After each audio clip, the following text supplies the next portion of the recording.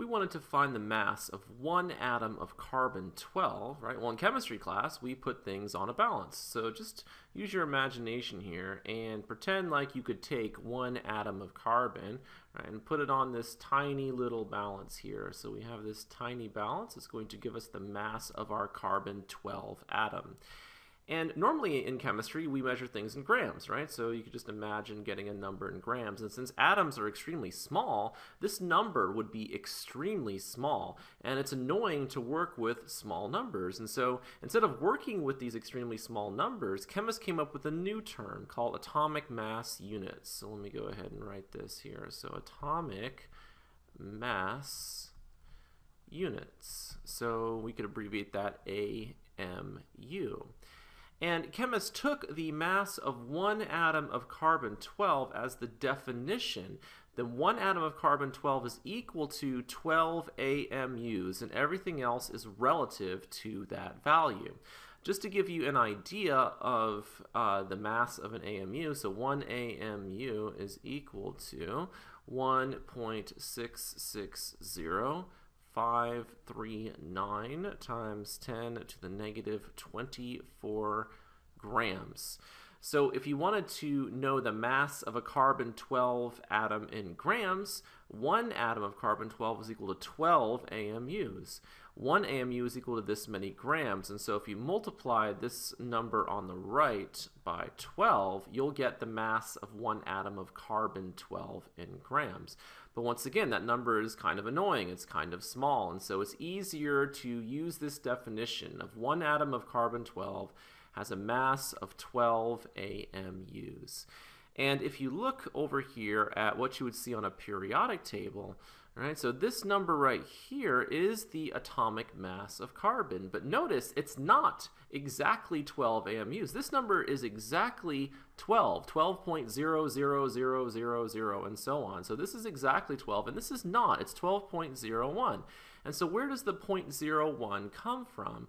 Well, that's because the definition of atomic mass includes the average masses of all the isotopes, right? So this is just talking about carbon-12, but there are other isotopes of carbon. And so the definition for atomic mass is the average mass of all of the isotopes of an element, and that's what this number refers to. And so let's see how we can calculate this number that you'll see on the periodic table for the different elements. So before we do it for carbon, let's do it for a grade calculation first, because this number is actually a weighted average, and calculating your grade can sometimes be a weighted average too. And so let's look at this, this grade distribution here. So let's say your teacher weights tests more than homework. So 70% of your overall grade in the class, right, is determined by your test grades. And 30% of your overall grade in the class is determined by your homework. And so obviously 70 plus 30 gives you 100%. So that's 100% of your grade. Let's say that you're a good student, and so you average a 90 on all of your tests, and you always do all of your homework. And so you have 100 in the homework category. So what is your grade in the class? All right, so I'm sure some of you guys know how to do this. What you need to do first is convert your percentage into a decimal, right? So 70%, right? So this is a simple calculation, but I'll go ahead and use the calculator anyway. So 70 divided by 100 gives you your decimal, and so that's obviously 0.7. So we have 0.7 right here, so let's go ahead and write 0.7. So all we have to do is move the decimal place, right? If you're dividing by 100, just move the decimal place 1, 2 to give you 0.7. All right, so 0.7 times 90 gives you, let's go ahead and use the calculator for that. So answer times 90 gives us 63. Right, so this is equal to 63 right here. And then let's do the same thing for homework, right? So convert the percentage into a fraction. So we can just move our decimal place 2 over here. So we have 0.3. And then we're going to multiply this by 100. So 0.3 times 100. And so this is a simple calculation. You can probably do this one in your head. So 0.3 times 100 is 30. And to find your grade in the class, just add those two numbers together. So 63 plus 30 gives you a grade of 93. So a 93 is your grade in the class. And again, this makes sense because your tests are weighted more than your homework, so your final grade is closer to your grade for the test. It's closer to a 90 than it is to 100.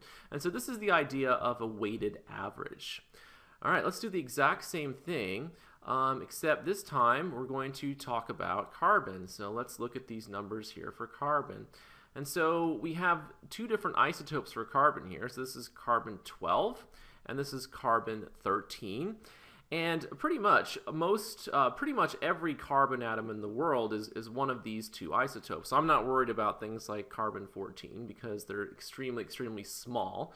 So if you just take these approximate numbers that I have here, so 98.89% of the atoms of carbon in the world are carbon 12, right? And 1.110% of atoms are carbon 13.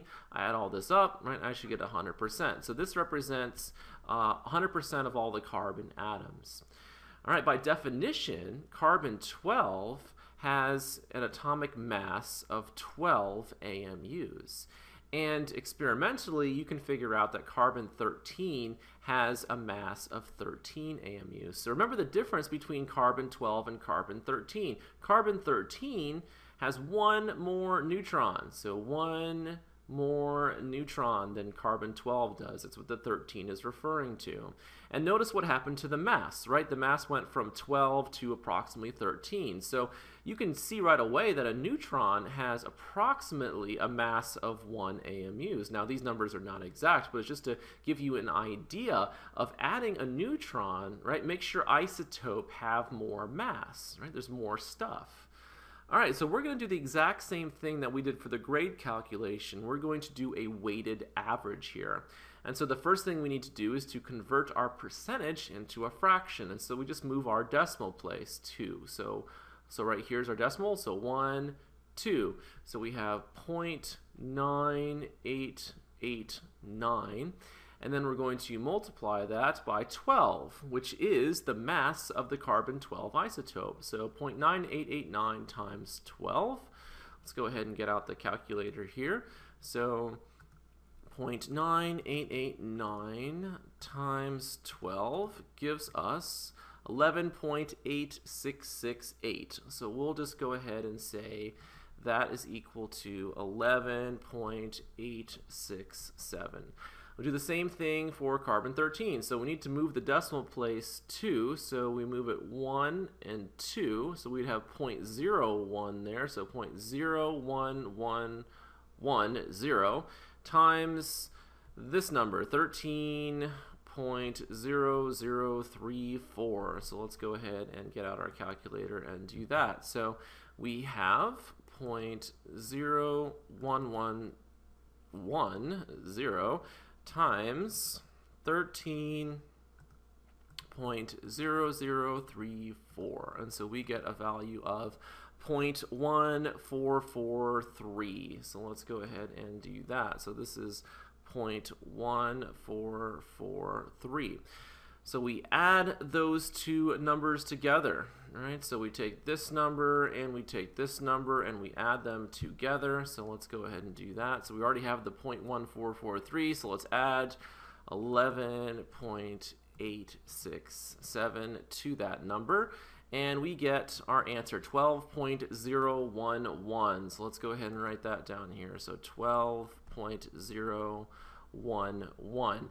And notice this number that we got is much closer to 12 than it is to 13 because, again, most of the atoms are carbon 12, and so this is a weighted average. And so 12.01 is what we saw on our periodic table earlier. So remember this number, 12.01. So let's go back up to our what we would see on the periodic table for carbon, so at the very beginning of the video, and there's our number, 12.01. So it's a weighted average, right? It's the average mass of all of the isotopes of an element, and so you'll be using this number a lot on the periodic table.